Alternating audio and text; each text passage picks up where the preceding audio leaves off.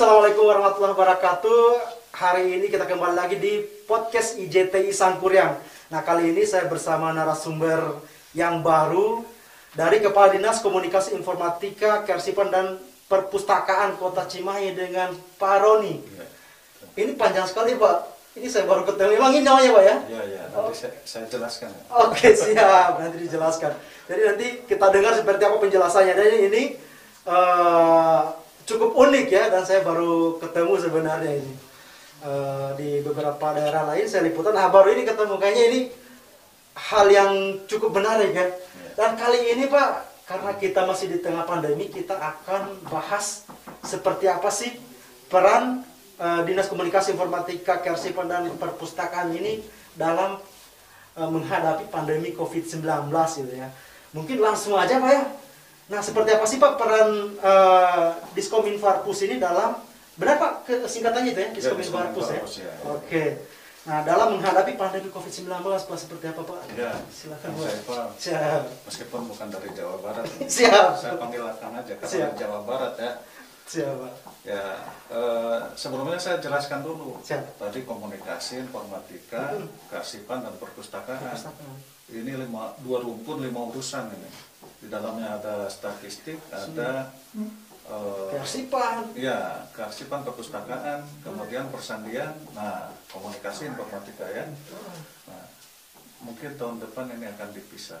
Ini Kebanyakan kali, Pak, ya? Kebanyakan, 5 urusan kebanyakan. Satu kadis ya? Ya, terlalu berat. Jadi tahun depan mungkin akan dibagi 2. Jadi Dinas Kominfo dan Dinas Kearsipan dan Perpustakaan. Itu dia, Pak. Nah itu, jadi kenapa panjang gitu. Jadi agak sulit. Memang se-Indonesia paling lain sendiri di Cimahi. Nah, makanya saya bilang kalau yang lain kan ada kearsipannya sendiri, ada perpustakaan sendiri. Ini satu ini kan. Ya, jadi se-Indonesia lain, Cimahi memang unik gitu. Baik, saya barangkali nanti selanjutnya saya sampaikan terkait dengan peran Diskominfarpus, terutama di komunikasi ya, di masa pandemi ini. Yaitu ada beberapa hal bahwa Diskominfarpus punya peran menyampaikan terutama bagaimana terkait perkembangan pandemi ini. Kita tahu mulai dari dulu ada PSBB, nah itu harus kita sampaikan informasi-informasi itu. Kemudian ada masa PPKM, level 4, level 3, dan seterusnya.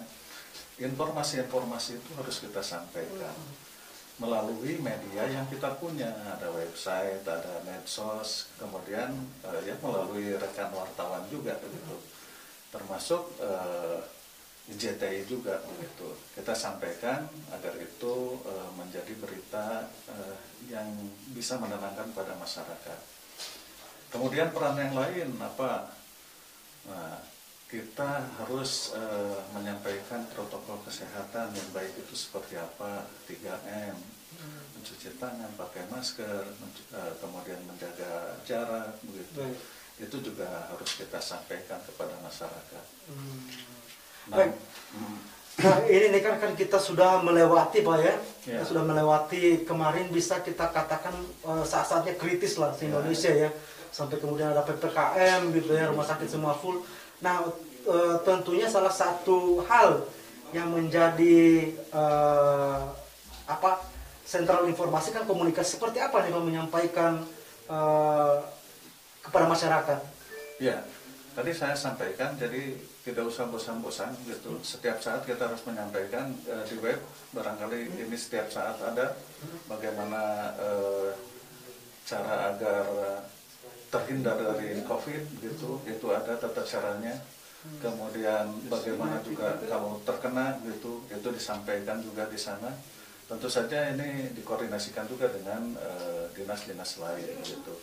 Ketika misalnya turun ke kelurahan, ke lapangan, nah itu kami informasikan juga melalui media-media yang ada. Dan pers juga itu sangat membantu terhadap penyebarluasan informasi kepada masyarakat gitu. Baik. Artinya berarti informasi pesan ini sangat diperlukan, Pak, ya, di masa-masa kritis pandemi ini, Pak, ya? Oh, sangat-sangat. Informasi yang salah misalnya, kita lihat hoax misalnya, bahwa misalnya nih ada joke atau apa, bahwa kalau divaksin dapat memperpanjang alat vitalnya. Itu kan ada gitu. Nah itu ternyata setelah diteliti itu tidak benar gitu. Nah kita juga harus meluruskan hal-hal semacam itu. Banyak sekali hoax, misalnya Diskominfo itu sampai dengan saat ini ribuan hoax. Wow, Cimahi ya? Di Indonesia tentunya, karena informasi itu tersebar kan di Cimahi, di Indonesia begitu. Jadi hoax yang bisa dikumpulkan, diidentifikasi oleh Kominfo pusat itu mungkin sekitar 1.000, antara 1.000-2.000-an gitu. Oke, luar biasa ya Pak. Ya.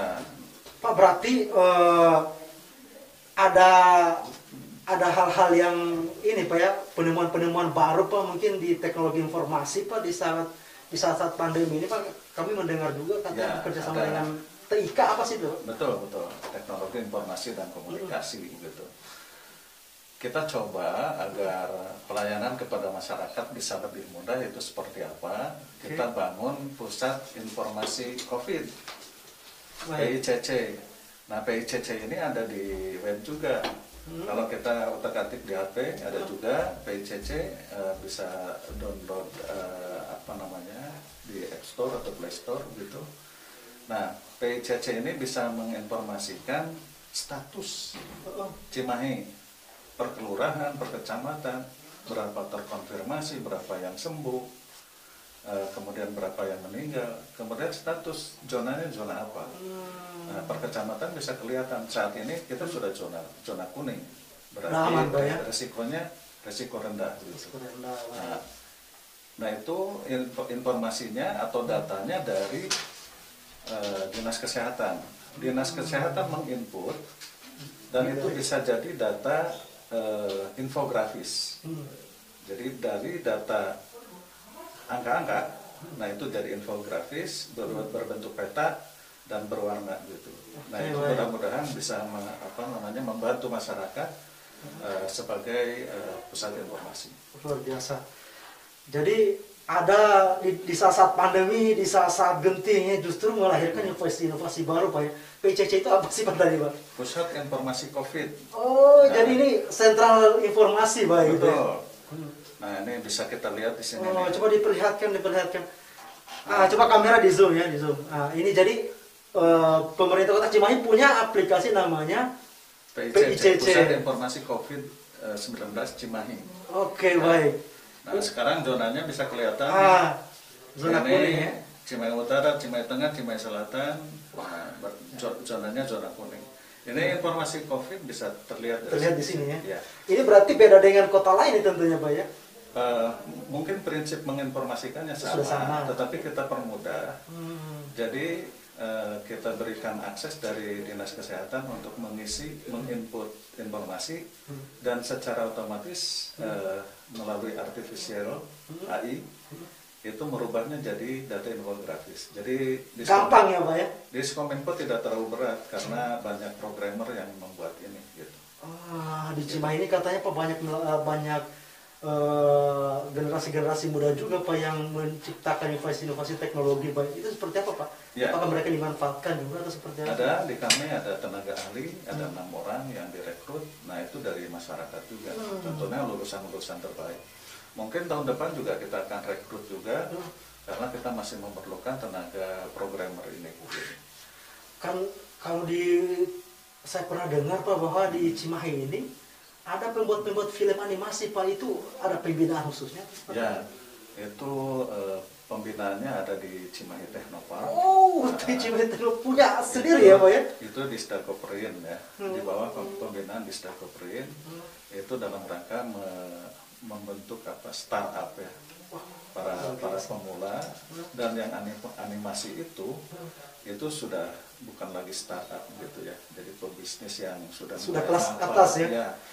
Kalau startup pembinaannya itu di Technopark, tapi kalau sudah bisnisnya berkembang baik, dia harus sewa atau dilepas gitu, dilepas dari Technopark. Nah sewanya bisa di BITC. Nah yang sudah mapan itu beralih dari Technopark ke DITC. Luar biasa Pak Kadis jadi menguasai juga urusan dinas lain ternyata Ya, ya. informasinya dapat. Gitu. Informasinya dapatnya inilah luar biasa Pak Kadis.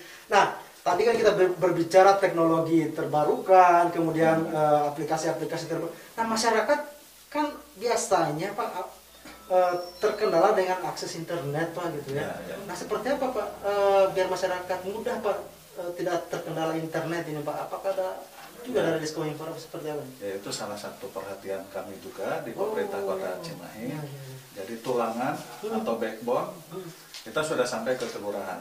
Wow. Jadi backbone-nya sudah sampai ke kelurahan, fiber optik. Nah, jaringan-jaringan yang ke RW itu juga sudah tersambung. RW melalui dana PPM pemberdayaan masyarakat itu kan setiap RW sekitar 100 juta ada anggarannya. Nah, dari sana RW ya Pak ya? ya, tapi itu 100 juta untuk PPM, untuk infrastruktur, untuk kegiatan non fisik. Nah, termasuk non fisik adalah penyediaan internet. Jadi setiap RW itu ada internetnya untuk keperluan di RW-nya. Nah, jadi dari 312 RW yang ada di Kota Cimahi itu sudah ada internetnya. Wow. Gitu. Iya Pak, jadi apa namanya? Ini bisa digunakan juga untuk anak sekolah Pak ya? Bisa. Pemanfaatannya diserahkan kepada RW bagaimana supaya efektif. Tapi paling tidak pelayanan pemerintahan ini luar biasa bisa menjadi cepat. Jadi sekarang kan misalnya ke Kecamatan Cimahi Utara ada Sapakat. Nah, Sapakat itu dari RW si pemohon terutama administrasi itu tidak usah datang ke kecamatan Langsung jadi cukup ke RT di screenshot pakai WA ini sampaikan ke RW juga ke kecamatan begitu. Nah, data base yang di Disduk, nah itu sudah terintegrasi dengan data atau yang digunakan oleh di kecamatan. Jadi cukup ketik nih keperluannya apa, yang tanda tangan siapa, datanya sudah muncul sendiri. Baik. Lalu tanda tangan dan diantar pakai caraka ke RW. Caraka apa itu? Caraka itu pengantar. Pengantar ya, jadi ada istilah sendiri. Deliver. Oke. Jadi yang mengantarkan surat itu ke RW. Jadi baik. itu dipermudah begitu, akses masyarakat. Ternyata internetnya sudah tersedia, kemudian aplikasinya sudah tersedia, Pak. Ya. Nah, kita juga kan Pak, bahkan bertahun-tahun ini kita dihajar oleh isu hoax ini Pak ya. Terutama di masa pandemi tidak sedikit Pak. Nah, Pemkot Cimahi khususnya Diskominfo Arpus ini seperti apa Pak mengatasi hal ini Pak? Ya, hoax itu agak sulit terkait juga dengan perilaku ya. Perilaku terutama masyarakat untuk bermedia sosial gitu. Mungkin kadang-kadang tidak sadar ya. Betul. Ketika ada berita langsung terima, langsung share gitu ya, tanpa saring dulu. Harusnya saring, setelah benar baru share gitu. Nah, itu yang benar gitu. Tapi ternyata perilaku masyarakat masih perlu disadarkan ya. Ini PR besar. Tetapi informasi-informasi itu sudah kita dapatkan, misalnya yang berita hoax kita dapatkan. Seperti misalnya bahwa vaksin A itu bla bla bla misalnya, itu kita dapatkan. Nah, daftar-daftar yang berita hoax, nah itu kita sampaikan juga kepada masyarakat. Yang melalui media yang bisa kita sampaikan. Siap. Jadi memang Pak, betul Pak. Jadi hoax ini kadang-kadang para jurnalis ini tidak jarang menjadi pemadam kebakaran juga Pak.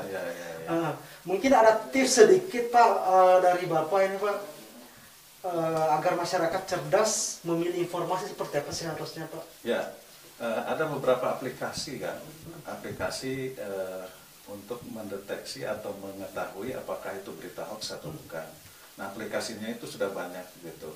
Atau ketika mendapatkan informasi, logika kita gunakan misalnya. Apakah ini benar, secara nalar kita benar atau tidak gitu. Kalau menurut misalnya nalar kita bahwa ini perasaan mustahil begitu, maka coba dikonfirmasi dulu. Jadi yang benar ataupun saran dari kami adalah ya disaring dulu kebenaran beritanya. Jadi tidak langsung telan mentah-mentah lalu sebarkan gitu. Kalau sudah tersebar kan ini bisa jadi persoalan gitu. Oke, baik. Pak, karena ini Diskominfo ini ada perpustakaan juga Ya. gitu, Pak. Nah, mungkin ada inovasi-inovasi baru terkait perpustakaan ini seperti apa? Mungkin digital atau seperti ya, apa? ya. Luar biasa ya pandemi ini. Lalu perpustakaan itu seperti hidup segan mati tak mau. Perpustakaan fisik ya yang buku. Oh, fisik betul-betul yang di kantornya gitu. Betul. Nah, ketika pandemi 2020 ya. Dari 28. Maret, nah mulai kan nggak boleh keluar rumah. Betul. Otomatis perpustakaan juga mati suri. Betul. Pengunjung berkurang. Bahkan awal-awal nggak ada, Pak ya. Iya betul. Nah makanya di akhir tahun 2020 coba kita pikirkan gimana supaya bisa berkembang. Yang fisik akhirnya bukan ditinggalkan ya. Istirahat dulu sementara lah. Ya, oke. Yang fisik kita garap sesuai dengan perkembangan gitu. Apakah situasi lebih baik atau tidak. Petugasnya juga ada. Tapi kita coba beralih ke literasi digital gitu. Nah, jadi ada buku-buku digital yang bisa diakses melalui Elimnya Cimahi, Electronic Library Cimahi. Aplikasi sendiri lagi nih, Pak ya? Ya, aplikasi sendiri lagi. Itu sangat mudah, daftarkan melalui link tertentu, nanti diberikan kode akses, username dan password. Nah, dari sana baru bisa baca bukunya. Saya hampir setiap hari baca buku ya, jadi sangat mudah. Tinggal ke Ya, sangat mudah ini diaksesnya. Jadi kita ada aplikasinya namanya Elim. Oh iya. Berarti ini sudah bisa di download juga, Pak ya? Bisa di App Store ada. Ya, Elim Cimahi. Oke, baik. Nah, ini saya sedang baca buku ini. Luar biasa tadi udah dibuka, Pak ya. Ya, Pak, saya pernah melihat, Pak ya. Ini bekerja sama juga dengan komunitas-komunitas baca juga, Pak. Ini yang dikembangkan apa sih, Pak? Ya. Bahkan Jawa Barat, nasional tingkatnya, Pak ya, kerjasamanya. Seperti apa itu, Pak? ya, ada komunitas-komunitas yang berkembang sama mereka juga ketika pandemi ini mengalami kesulitan. Nah, kita coba rangkul kira-kira kegiatan apa. Ada misalnya Hayu Maca gitu ya, Kampung Dongeng. Jadi selain membaca juga coba si anak kreativitasnya apa nih? Oke, dari membaca, bacaan misalnya tentang dongeng, maka coba dia menceritakan kembali. Nah, diadakanlah lomba bercerita. Nah, pelaku-pelakunya, panitianya adalah dari mereka, komunitas baca itu. Luar biasa Pak Kadis ya, menguasai betul ini Pak Kadis. Nah, sekarang ini sudah mulai Pak sekolah tatap muka, Pak. Ya. Adakah peran Diskominfo di situ, Pak? Kan ini berkaitan dengan perpustakaan, misalnya, atau berkaitan dengan informasi ke orang tua, ke sekolah. Seperti apa perannya, Pak? Ya, pada setiap saat kita harus tahu dulu tatap muka itu aturannya seperti apa. Oh iya. Jadi orang-orang Diskominfo juga harus tahu begitu. Karena pada saat pelaksanaannya ternyata informasi itu tidak utuh gitu. Tatap muka itu harus setiap hari ternyata tidak gitu. Hanya 33,3% atau sepertiganya yaitu sekolah. Dan itu pun 3 hari gitu. Nah, itu kita sampaikan. Jadi pada kesempatan tertentu jika ada yang bertanya kita jelaskan hal tersebut. Iya. Jadi memang peranannya ada juga di sini, Pak ya? Ada tentu saja. Baik. Nah, ini ada 3 ini Pak yang tadi dijelaskan ya. Nah, kearsipan Pak, ada inovasi juga di kearsipan atau seperti apa? Ya, nah kearsipan banyak orang menganggap atau menyatakan bahwa kearsipan itu penting gitu. Tapi pada pelaksanaannya sering meremehkan kearsipan. Betul. Ketika perlu di mana disimpan, baru kelabakan gitu. Jadi sebetulnya ada sistem yang berkembang yaitu SIKD, Sistem Informasi Kearsipan Daerah. Oh iya. Nah, itu bagaimana kearsipan itu dicatat secara elektronik. Tapi saya terus terang ini belum puas begitu. Oke, baik. Belum puas ini. Harus ada pengembangan bahwa SIKD, Sistem Kearsipan Daerah itu harus berkembang menjadi e-office. Oh iya, office itu apa itu? Electronic office. Jadi bagaimana membuat Oh, surat secara elektronik. kantor elektronik ya mungkin Iya. ya. Iya. Ya, membuat surat secara elektronik, nanti bentuk surat ada template-nya begitu. Oke, baik. Jadi yang tidak tahu pun karena ada template ya sudah, oh bentuknya harus seperti ini begitu. Ketika surat biasa misalnya dibuat harus seperti ini. Nah, dibuat di dalam sistem itu. Kemudian disampaikan tanda tangannya harus elektronik. Kalau sekarang kan barat gitu. Wah, gampang lagi di layar itu udah bisa tapi Pak ini ya. disampaikan. Nah, si surat disampaikan melalui elektronik kepada email siapa atasannya misalnya. Dari kasih ke kabin. Kabin periksa. Dia harus periksa juga secara elektronik. Secara elektronik kemudian sampaikan misalnya kepada saya yang harus tanda tangan. Baik.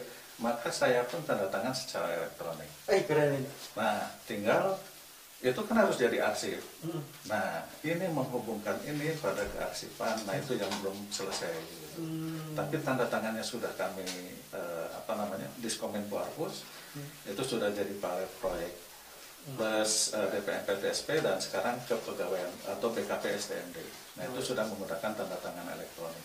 Nah, tinggal bagaimana merangkai ini dari hulu hilirnya menjadi satu kesatuan, kemudian bisa running gitu. Siap. Ya mudah-mudahan tahun depan bisa running. Amin. Ini kita doakan ya. Amin. Kita doakan bersama ini ya. Mudah-mudahan dipermudah lah Pak. Nah, Bapak mungkin ada tantangan atau kendala apa di masa pandemi ini sebagai Kepala Dinas Diskominfo Arpus yang mana ini sangat esensial juga lah, sangat sensitif juga untuk menyampaikan informasi ke masyarakat. Bahkan ini saya katakan sentral nih. Ada kendala-kendala Pak? Ya pasti ya kendala. Tapi justru buat Diskominfo Arpus ini jadi tantangan tersendiri. Baik. Kendala ini justru bagaimana terutama sistem pemerintahan berbasis elektronik bisa berjalan karena rapat-rapat harus virtual meeting begitu kan. Betul. Diskominfo selalu hadir begitu. Betul. Nah, kita dihadapkan ketika virtual meeting alat ini belum ada. Ya sama di sini juga kan.